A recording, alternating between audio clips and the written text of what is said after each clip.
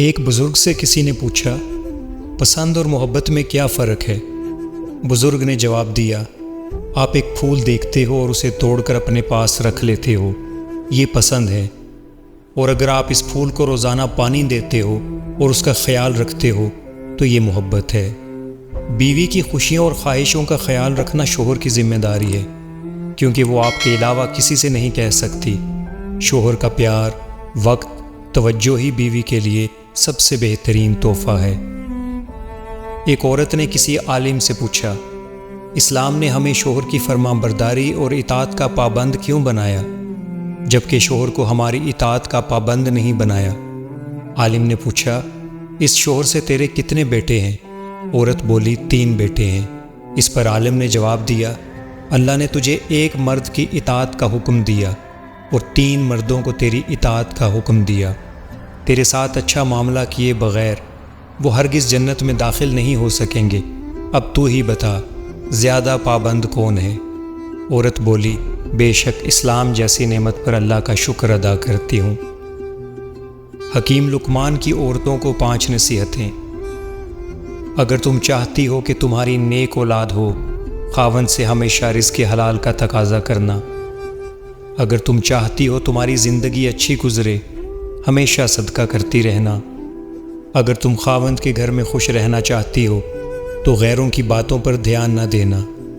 اگر تم چاہتی ہو کہ خاوند ہمیشہ محبت کرے تو ہمیشہ صاف ستھری رہنا۔ اگر تم چاہتی ہو کہ میرا گھرانہ سب سے اعلیٰ ہو تو بچوں کی اچھی تربیت کرنا۔ عورت کی پہچان کے 8 طریقے۔ جو عورت تیز بولے وہ دولت کی لالچ نہیں ہوتی ہے۔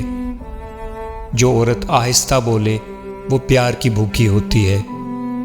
جو عورت معصوم نظر آئے اس پر کبھی بھروسہ مت کرو۔ جو عورت کم بولے وہ دنیا کی بہترین عورت ہوتی ہے۔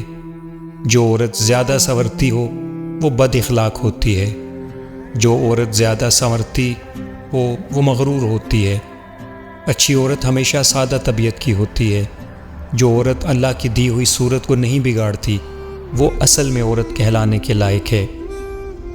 خاندانی لوگوں کو تکلیف میں دیا ہوا پانی بھی یاد رہتا ہے اور بدخصلت لوگوں کو دیا ہوا خون بھی بھول جاتا ہے۔ نفسیات کہتی ہے کون کیا کرتا ہے، کیا کہتا ہے، کیا کھاتا ہے، کیا پیتا ہے۔ ان سب سے خود کو دور رکھو، اپنا جائزہ لو، خود سے ملاقات کرو، خود کو اچھائی پر مائل کرو، اپنے اندر کی خالی جگہوں کو پر کرنا سیکھو، خود کو بھی کبھی محسوس کر لیا کرو۔ کچھ رونقیں صرف خود سے بھی ہوتی ہیں۔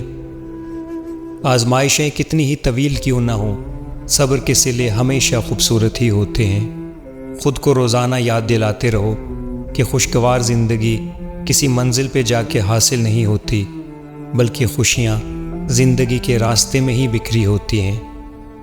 انسان کے پورے جسم میں صرف ایک دل ہے جو پیدائش سے لے کر موت تک بنا آرام کیے کام کرتا ہے۔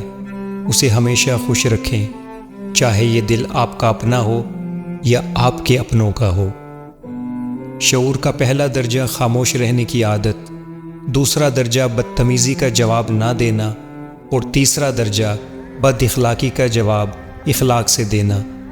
انسان بھی عجیب مزاج کا ہے، جو اس کی طبیعت کو سمجھے وہ اچھا لگتا ہے، اور جو اس کی نیت کو سمجھے وہ برا لگتا ہے۔ خوشیوں کی تلاش میں جگہیں مت بدلو، پہلے خوش رہنا سیکھو، پھر آپ کے احساسات ہر جگہ آپ کے ساتھ جائیں گے۔ آپ کی اہمیت تب تک ہے جب تک آپ اپنی موجودگی کا احساس دوسروں کو دلاتے رہیں گے۔ جس طرح لوگ مردہ لوگوں کو کندھا دینا ثواب سمجھتے ہیں، اسی طرح لوگ زندہ لوگوں کو سہارا دینا افضل سمجھ لیا کریں تو زندگی آسان ہو جائے۔